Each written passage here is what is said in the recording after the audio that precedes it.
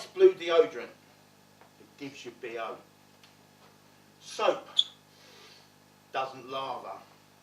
Toothpaste that doesn't foam. Socks make your feet stink. And pants make your balls itch. And that doesn't even scratch the sides to what this place is about, what it's really about, the massive wind-up that it is. That we prisoners are mere pawns in a giant, twisted game played by academics and so-called intellectuals.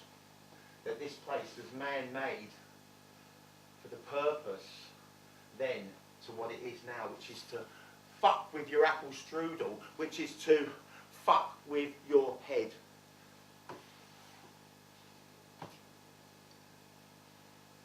Welcome to Wandsworth Prison. 2,000 men crammed into this pit of shit, built to house just 800. Britain's most overcrowded jail. In the early 1800s, the law lords, judges and ministers, they got together. They had a meeting, they had a powwow, they banged their heads, they had a eureka moment. Crime isn't necessarily a physical act. Crime actually emanates from the brain. Time to build a new kind of prison, one that sends the brain to jail, the noggin to hell. This place, made in such a way that wherever you look, see, walk, dream, you see bars in all shapes and sizes. The architect of this place, opium-addicted fuckpig that he was, his first 2 previous commissions to this were asylums. I doubt those pompous bastards gave one thought, spared one breath to the implications of sending already damaged minds to one of these damn places. A new modern establishment is what they wanted to build. Prisoners, you know, we're some of society's most damaged individuals. We should come here to get fixed, to get help, to get rehabilitated.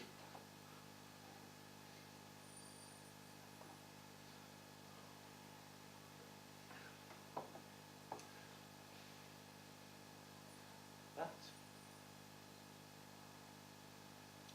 the thing is, cycles are dangerous. Cycles need to be addressed. Cycles need to be broken. Because prison is above all punitive. It operates to break the human mind, body and soul, to negate intelligence, to create an amorphous-like state. The secret is not to adjust. The secret is to resist. I never said that, never thought it up, never wrote it down. My old mate Nelson Mandela.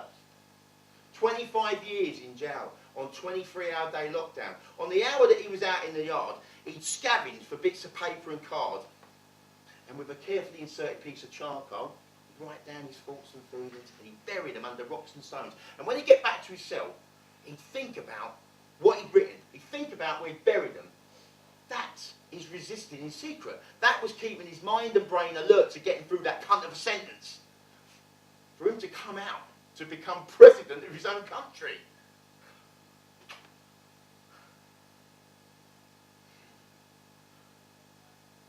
Last thing the judge says to you is take him down. You get a guard on each arm, they take you to a door, they take you down some stairs. That's the common misconception of the public and of society of what the judge actually means when he says them immortal words. You get shown into a holding cell. From a holding cell you get taken to a van known as a meat wagon. A meat wagon. A skinny central line up the middle with the doors left and right. You're shown into one. Cuffs taken off your wrist, ankle chained up. Hard, thick, contoured plastic. Pale yellow, green, grey. I've been in a few. There's a window to your side that you can see out of, that no one can see into. And the journey to the jail is excruciatingly slow, like you're being taken on a cart drawn by a three-legged donkey. And it's meant that way. It's designed that way. That's the wind-up. That's begun. You see families and children running, jumping and playing. You see lovers cuddling, kissing and canoodling. You see teenagers licking ice creams, bankers supping cold pints of lager. You see London's architecture, columns, windows, gargoyles. You see the sky, you see the sun, but you can't fucking feel it. It's your last glimpse of freedom before you start your sentence. I'm 10 years into a 15-year sentence for whatever. But, like Nelson Mandela, I've been resisting in secret. Been reading, taking education. And I'm a changed man.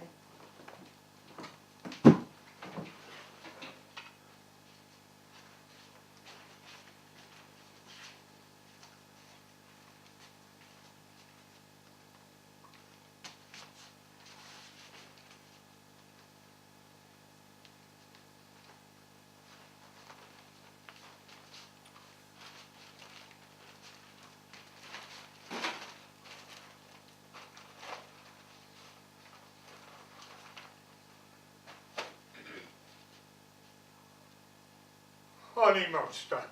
Oh.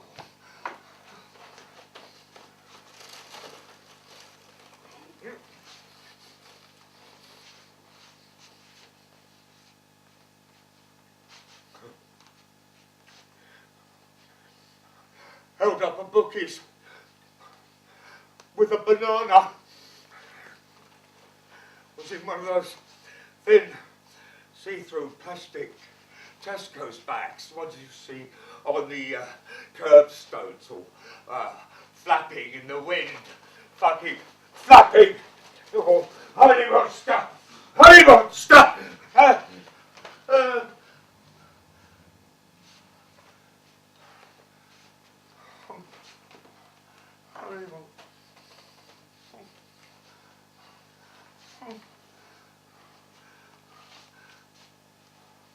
What I was trying to say is that you could see it was a banana.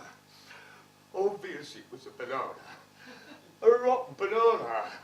I found it in a bin. Perhaps I should have just eaten it, I suppose. I don't know what came over me. I don't know what turned me into an armed robber man.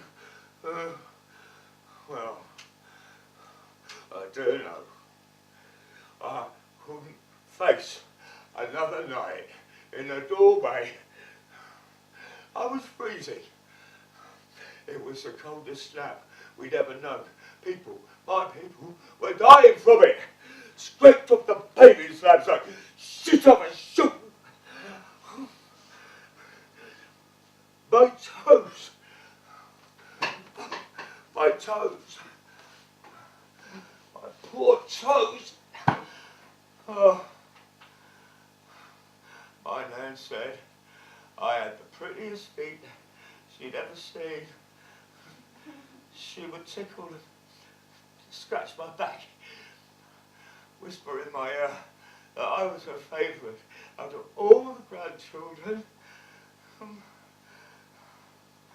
They're all blackened, toenails, all done,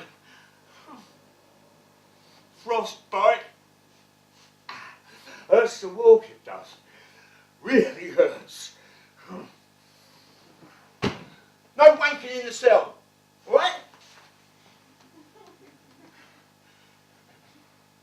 My great-granddad, George Adams, he was born in Glasgow, in Rotten Row. His mother was a Jewish prostitute. She put him straight into a Jewish orphanage. Now, I don't know about his dad, but he must have been a right lump, because by the time he was 13, he was 6'5", hands the size of shovels, the head the size of the fucking moon. The slum Jew landlords of the day groomed him to become their debt collector, their rent collector, their feed enforcer. was a bit of an animal, apparently. He had a calling card on account of the size of his head. The moon is calling. The moon has collected. The moon has left. But he was tamed by a 13-year-old girl named Annie Jardine. They got married. He'd be a paedophile these days. They had 2 sons, Peter, Paul. Her brothers and her dad, they didn't take kindly to the relationship. Scum Jew, they called him. They set about him one night in an alleyway with their machetes and their knives. They cut him into 1,000 pieces. Annie ran off to London and gave birth to twins, Ruby and Esther. Esther was my nan. She met and married dairy worker Albert Denton. They were very poor but very happy and had a daughter named Bonnie on account of the midwife saying what a bonny baby she was. In 1939, Albert went off to war to fight for his king and country. A year later, he came back minus leg and 3 fingers on his right hand. The dairy deemed him a hero and gave him a desk job for life. Didn't stop them. They went on to have 11 kids. 6 boys, 5 girls. The 3rd eldest was Phyllis. My mum. Now, she had extraordinarily long legs and she could run really fast. Hop, skip, jump. At 13, she was a hurdling champion. At 10, the headmaster called my nan and my mum into the school. And the headmaster told my nan, she told my nan, that Phyllis is very intelligent. Phyllis is very athletic. Phyllis would do very well at 11 plus grammar school. My nan said, no, wouldn't be fair on the other kids. Besides, she's leaving at 15 to go and work down the dairy with her granddad, her dad, her uncles and her brothers. He said, it doesn't matter about the money. We've got a scholarship set up. She said, no. She'd be leaving school at 50, like the rest. Now, Mum did leave at 15, but she was adamant about not working at the dairy with her dad and her brothers and her uncles. She went to work in a full-size laundry, industrial laundrette, at 15. And when I was 5, I used to really kick my nan in the shin. I mean, I used to really fucking kick her as hard as I could. I wanted to fucking hurt her. Mum would grab me up by the scruff of the neck, throw me out in the hall and barricade the door with a chair. I'd go to the front door and I'd run at the living room door like a rhino or a bull. Bang, bang, bang, trying to get in. I could hear my nan pleading with my mum to let me in. My mum would say, no, he's out there learning a lesson. I can't have him kicking you like that, Mum. And I'd be running at the door. Bang, bang, bang, bang, bang, bang. Get out of the fucking chair! I'd be exhausted and out of breath. My mum would let me back in. Nan would hold out her arms and say, come on, Danny, give us a cuddle, show us some love. It was my last strength I had left in me. I'd fucking kick her again. Mum would drag me home, smack my thigh till it was red raw.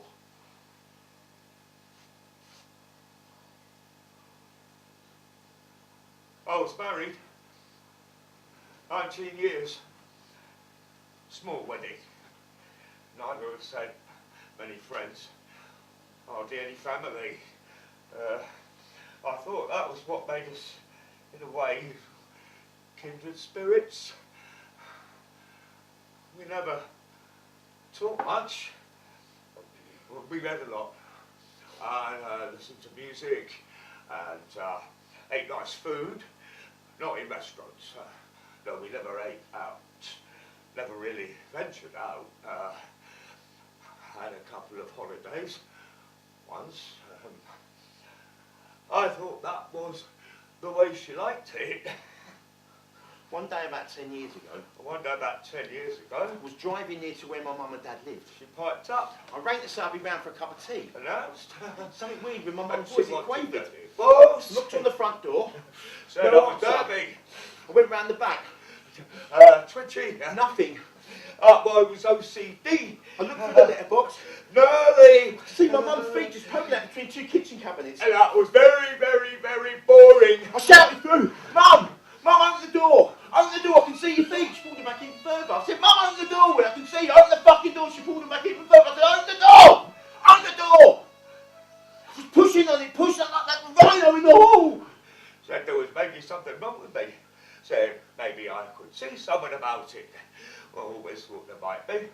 Always too afraid to ask for help. Too afraid to admit I might be suffering with something. She said she'd suffered enough. Mum! Said it was too late. Mum! That she didn't even want to try it. Mum! Our marriage. I offered to get some help. What's wrong, Mum? Said I may be suffering with something. Why are you crying like that? She said Why are you crying like that, I said? that she'd suffered enough. Opened the door. State she was in. I grabbed her shoulders. I demanded to know what was wrong. She put her claws into me, drew blood. I looked up into her eyes. I've never seen so much hurt in anybody's face before, especially my mum's. What's wrong, I said. What's wrong, I said.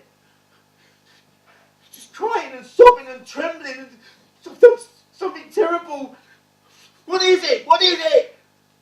Well, your nan brought you up for the first 5 years of your life, you know, when me and your dad had no money. We were saving up to get somewhere to live until we moved into the town block, you know. Of course I was going to take you back. You're my son, you're not hers. She kept saying, sorry. Sorry, sorry. I said, what are you saying sorry for?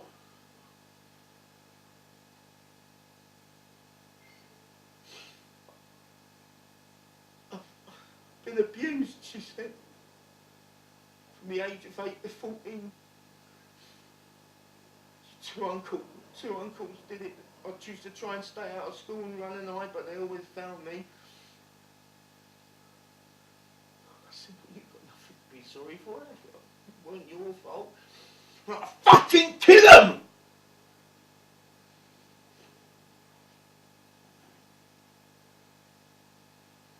She'd done a terrible thing.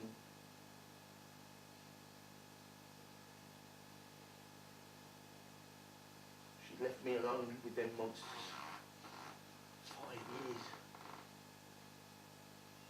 And that my nan never protected me. That's why I used to kick her. Mum never protected me either.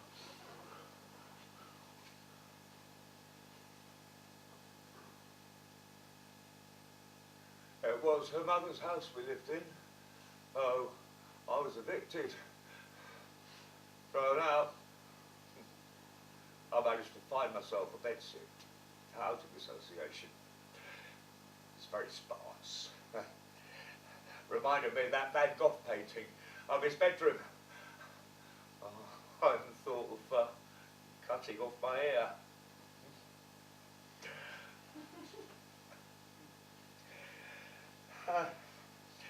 Then one day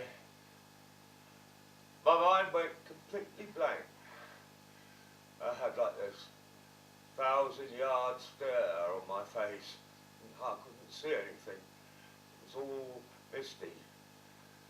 Everything looked like I was looking through frosted glass. The frying pan caught fire. Didn't feel any heat. Flames were licking up the walls. Smoke alarms were blaring. I couldn't hear them. A fireman dragged me out.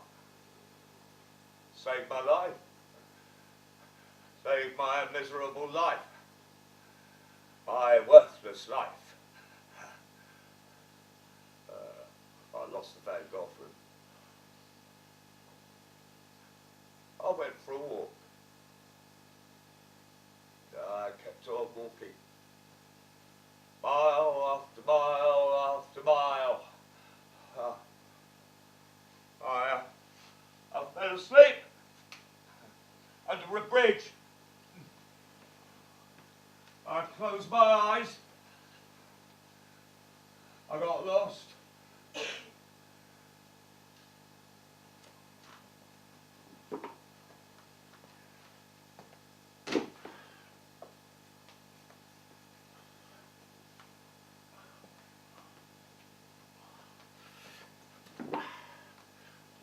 smacking thirst, quenching ace, tasting, motivating, good, buzzing, cool, talking high, walking fast, living, ever giving, cool, fizzing. Lip smacking thirst, quenching ace, tasting, motivating, good, buzzing, cool, talking high, walking fast, living, ever giving, cool, fizzing, Pepsi.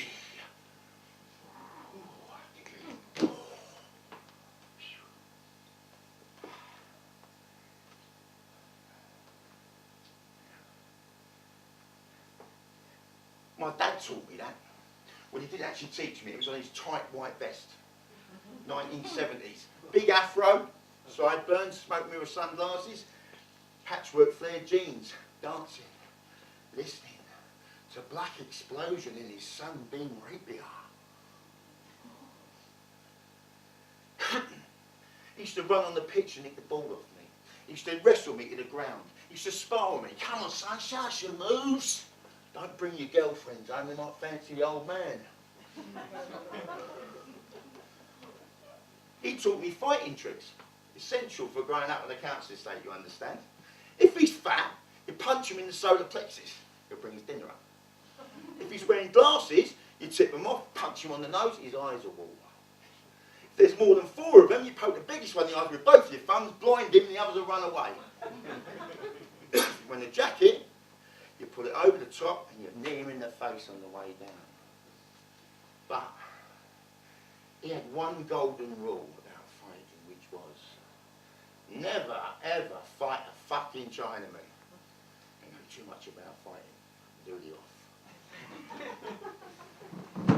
Now when my dad was 14, a one-eyed gangster named Jackie Jury used to come into his school, take him out of the class, sit him on 3 cushions and make him drive him round in his big American car, picking up the takings from his prostitutes. One day, Jackie went into an alley, never came out. Dad went to see what was wrong, found the one-eyed gangster with an hatchet hanging at the back of his head. A year later, Dad's estate came down to my mum's estate for a big fight.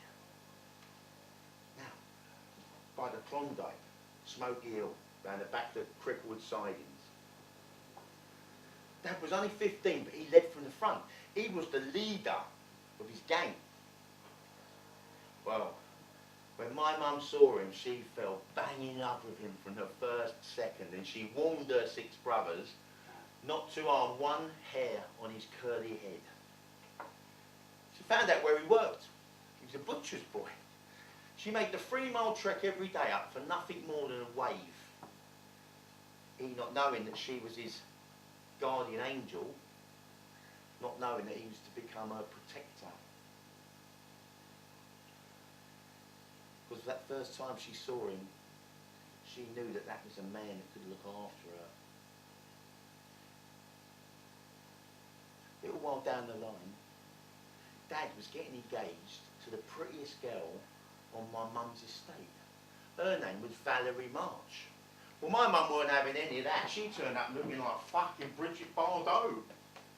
Dad left the party with her, and I was conceived that very night in a potting shed. On the 22nd of November 1962, Mum and Dad got married in the registry office. No photographs, no witnesses. The same day Kennedy got shot, assassinated. On the 15th of April, my birthday, the Titanic sank, the Hillsborough disaster, the Boston bombings, and Samantha Fox's birthday. What fucking chance did I have? Natural born disaster. Now when I was 10, 1973, I was a right looker. I was captain of the football team, lead batsman of the cricket team, and wicketkeeper. All the starring roles in the school plays, and I had 2 girlfriends. The 2 best looking girls in the school, Bridget Moriarty and Lynn McKay. We'd sit under the lorry by the dump holding hands and snogging. I used to love snogging, and I loved my school. I loved that school. On the last day of term, before the summer holidays, before going down to the big school, I was really upset. I was crying. Mr. Brown, the headmaster, big fella. Gave me a hug. Pulled me in right close, big hug, said, you know what, Danny, you're going to be just fine. You're going to be just fine. I went home and I was still crying. And my dad asked me why I'm crying. I told him Mr. Brown gave me a hug. He went, oh yeah? He went and took one of his paintings down off the wall. It weren't really a painting, it was a moody print of a Haywain by John Constable with a Larry gold frame. He said, here, son, go and give that to Mr. Brown. He like that? I took the painting down to school and I think he did like it. But on the first day of the big school, I got ducked down the toilet 3 times by the 3rd year boys. On the second day, I got caned for not wearing a tie. And it went on and on and on. But I was a smart lad, clever. I was in the top class. And I was down to take 8 O-levels. 8. The first one was for French. Well, my dad, he came into my room and he said, what are you doing today, son?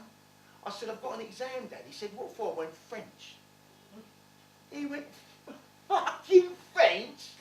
Who the fuck speaks French? We don't speak French in this country. How's that going to earn you any money? No, got you a job, son. You start today with your Uncle Eddie. He's a builder. He's doing very well. He's got a lovely, smart new car. He's been to Morocco 3 times this year already.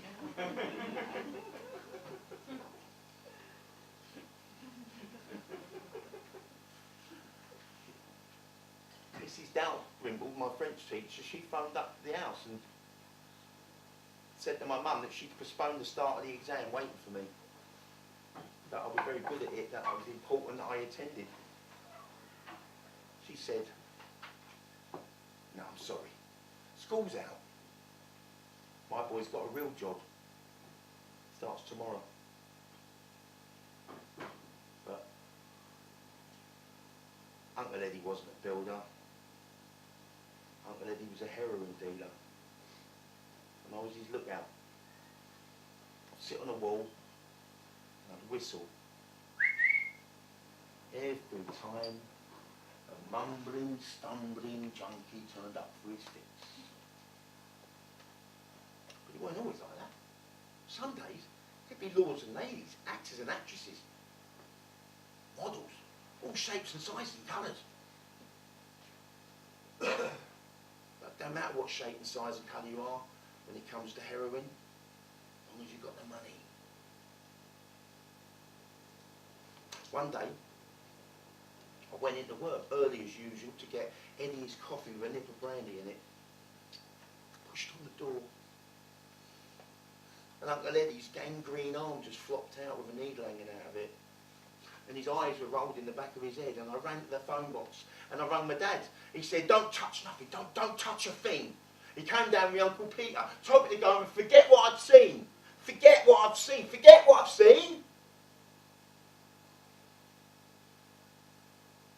Uncle Eddie died in his bed of natural causes. Too late for me by then. No qualifications, no work experience, and to be honest, I like the money. By the time I was 21, I was a full-on criminal. And on my 21st birthday party, my dad pulled me aside and he said, son, I owe you an apology. He said, on the last day of term, Mr. Brown called me in for a meeting. He said you was very popular, that you could act, that you was clever and intelligent, sharp-witted, and that you do very well at performing arts school. And that he had a scholarship waiting for me. But my dad told him, that ain't no life for my boy. And my dad gave me that moody print by John Constable of the Haywain in the Larry gold frame to give to Mr. Brown after he'd had that meeting.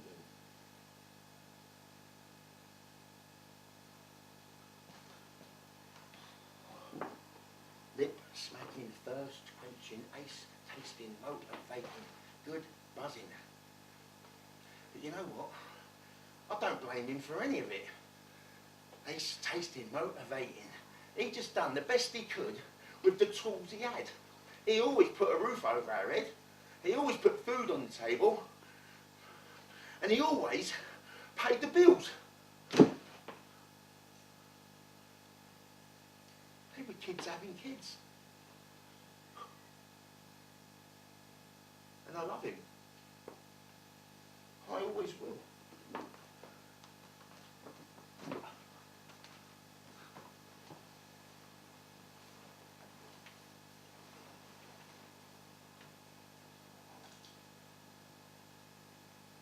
I was a school teacher, English, and I studied to take an art lesson. My two favourite subjects, English and art. Bastions, foundations of education. Though many wouldn't agree. Tough school though, very tough. In the middle of a South London council estate. Sit down, children. You call me a kid? No. You call me a child then? No. You calling me an idiot? No. Sit down, please. Make me. Make you what? Make me sit down. What are you doing? What's she look like I'm doing? You're not allowed up here. Who says I'm not allowed? You don't. What? Touch me. If I wanted to touch you, I would touch you. But I don't want to touch you, so I won't touch you. Please, don't beg me. Please, don't beg, I said. Please, don't. What? Hit me. Hit you? Please, don't hit me. Hit you? Please, don't beg a fucking head. Be a man, you fucking idiot. Idiot!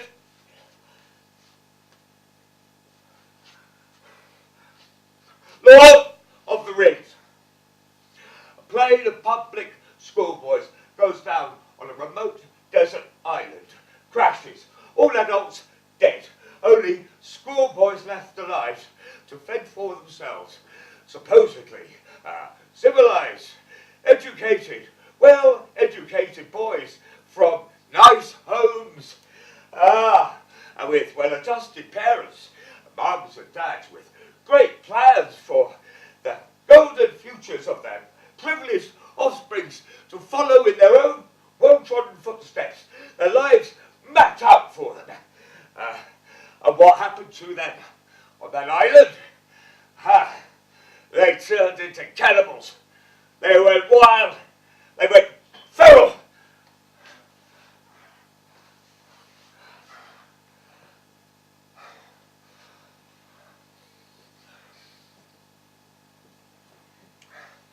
Thing about being homeless on the streets is that you get time to think. All very hazy, foggy, a very intermittent service to be sure, but sometimes the train of thought pulls into the station. Our kids, children, young people from the council estates have been abandoned on a giant, misunderstood island. They don't trust education, doesn't get them anywhere, doesn't get them what they want or need. What they want and need is to be left alone, because unlike those orcs in Lord of the Flies, they made something of their island. They've got no use for adults. Why would they? When they treat them with nothing but contempt, especially their parents, except that they still love them fiercely and with a passion. Wouldn't hear a word against them, no matter what or how dysfunctional they may be, for they know it's not their fault. They know if society drops you from a great height, you break. If it doesn't give you the tools you need to get on, you smash and crash and burn. This youth, this generation of youth, they know what's happened. They know that if you sweep something under a carpet, there's the other side when it comes out onto the working class, which isn't working. And they have the most vile description of it ever. The underbelly of society. The underbelly of society. The fifth stomach of a cow. The heaviest description ever. One designed to keep you down, to keep you in your place. But this youth, they're not having that.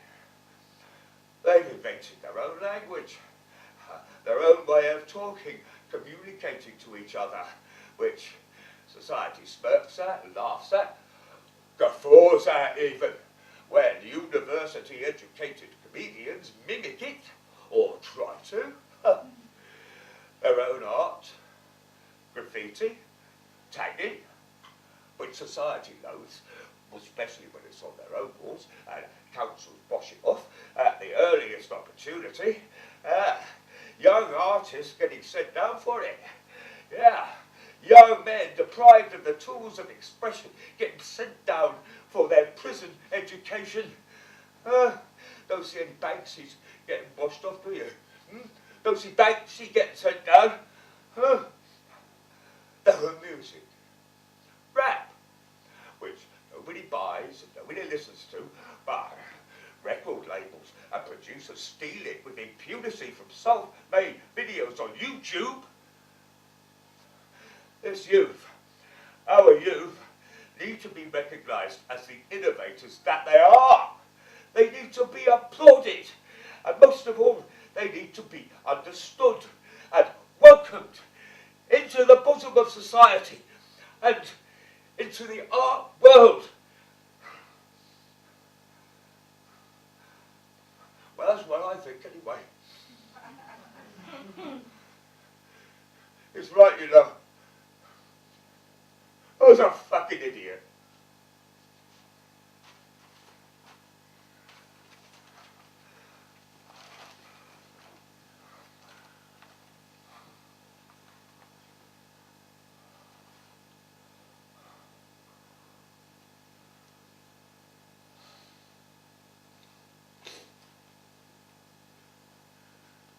The last 20 letters sent out to my daughter Holly have been returned to sender unopened.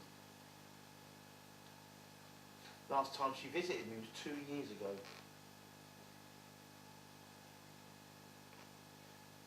Said Mum was too pissed to make the trip. My wife was too drunk to come and see me. She pleaded for my help. She said she couldn't take it anymore, that her mum's drinking was getting out of control. She asked for my help. I said, what the fuck can I do? I'm stuck in here. Your mum knows the score. You take the rough with the smooth.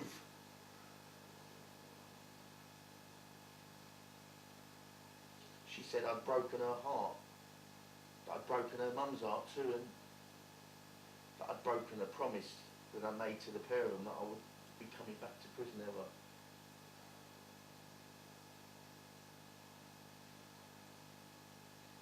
Last thing I said to her,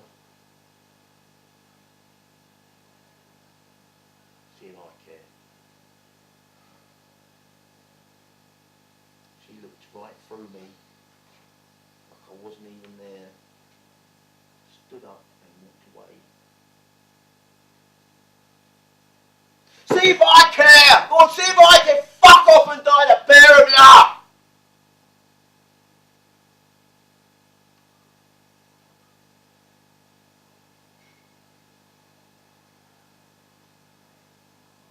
Months later, her mum was dead.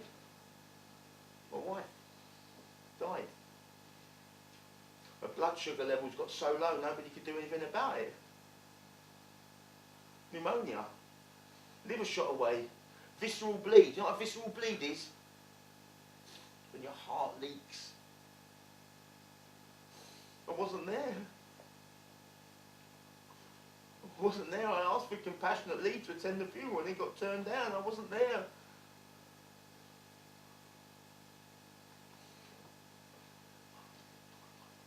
And when I get out, lay flowers on her grave and I'm going to beg her forgiveness. I'm going to beg her forgiveness.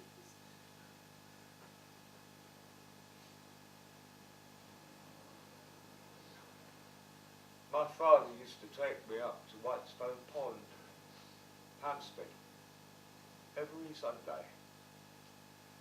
He'd tell Mother that we were going out to fetch the papers. He told her that, not me. He said it was our little secret. His lie was our little secret. He gave me a model boat, ship. I called it the HMS Belfast. He used to hide in the bushes there. Some days the sun was so hot it made me squint. He'd fetch her over and say, "Go on then, boy, let her go. She needs a voyage." I had a electric motor driven by battery. The ducks used to quack, really quack, as they chased Belfast across the pond. One day a swan came up, spread its wings and spat at me, and Father jumped straight to protect me. Didn't much care for swans after that. Some of the Polish lot, Homus, they eat them. They don't care that they're a protected species by the Queen. When HMS Belfast got to the other side, she'd bump into the wall and keep on bumping and couldn't change course, could only go one way, straight. And Father would say, "Ready, steady, go!" And he'd run off round one side and I'd go off the other, racing to see who could get there first. And he always pretended that he tripped so that I could win. And one day, he gave a man half a crown, a gypsy man, to let me ride on a donkey. Ah, it was the ride of my life. And one day, Sunday, Mother followed us. She didn't make herself known. We didn't know she was there. She hid herself and watched us, having the best time. When we got home with the papers, of course, her smile was false. Her manner was untrue. We weren't quite sure why she was being like this. She fetched me from my room with a huge, fluffy one of her own towels, ushered me quite gently into the bathroom, undressed me, and with some distaste and disgust, lowered my clothes into a rubbish bag. And then with a whisk, a fast, speedy whisk, before I knew it, I was in a scalding hot bath. I cried out, but she covered my mouth with her hand and scrubbed me with a wire brush, carbolic soap, scrubbed every inch of me, said I stank of donkey shit, said I stank of pond water, said I stank of gypsies.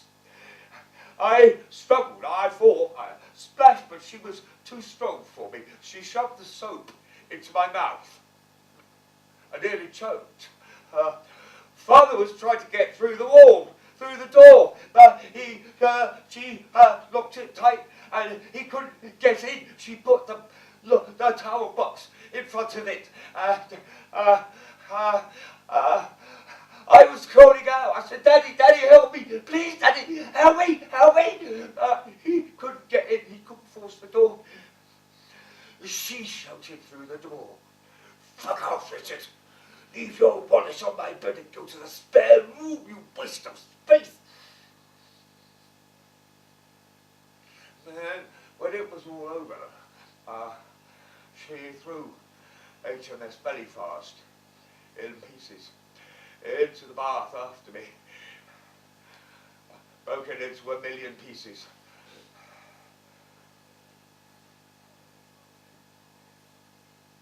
She called the authorities about the gypsy donkey man.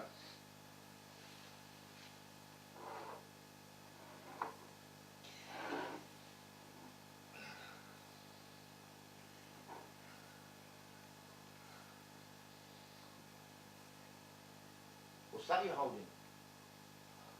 What, this? Yeah, that. It's our book. Book? Who by? Me. What, you wrote the book? Wow. I like reading, can I look at it?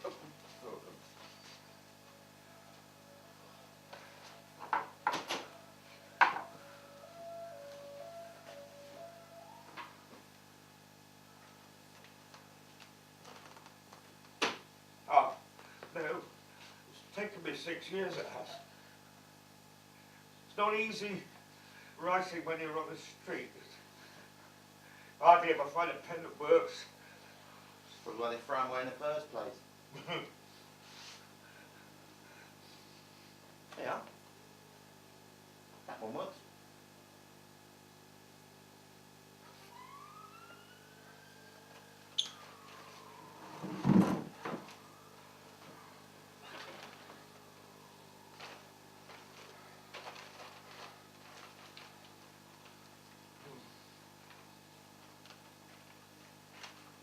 Well,